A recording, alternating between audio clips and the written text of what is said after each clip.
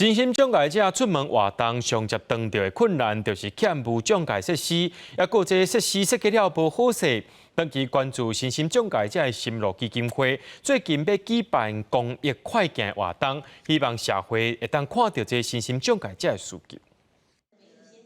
甲身心障碍者徛做伙，初七拍运羽毛球国手彭振宇、演员李国嘉最近出席活动，推广身心障碍者的权利。长期帮助身心障碍者的心路基金会指出，身心障碍者出门活动上接拄到的问题是欠缺无障碍设施，也无就是设施顶悬的资讯，对一寡障碍者来讲较好理解。为了推广这个议题，基金会举办公益健走活动，望社会关注。健身房啊，或者是运动中心的健身房啊，可能要再多一点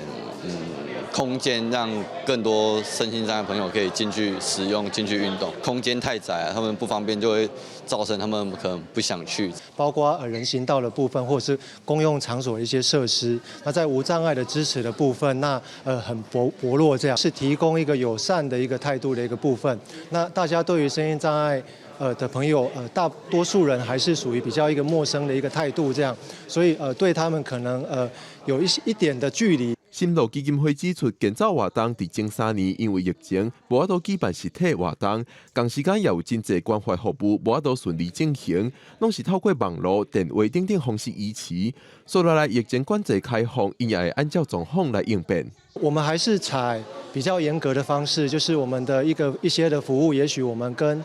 视讯跟实体同时并进这样。那因为毕竟身心障碍朋友的身体比较属于比较病弱。基金会表示，随疫情管制措施开放，实体服务也等咧豆豆恢复，未来会以线顶实体相关道来帮助身心障碍者。记者郭文条随台北报道。